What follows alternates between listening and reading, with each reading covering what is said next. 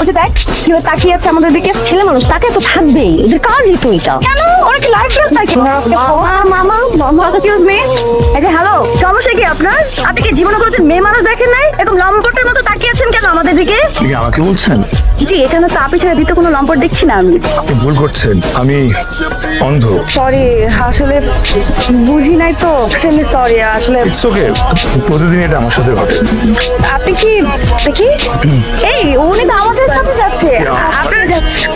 আপনি আমাদের সাথে যাচ্ছেন তো? পড়ে যাবো না তো? না না, এই যে চলে আসছি। আপনার কি শরীর খারাপ? না না না, উনি হচ্ছে অন্ধ, চোখে দেখে না তো, এই জন্য নিয়ে যাচ্ছে একটু বাস পর্যন্ত। আমাদের সাথে উনি যাবে।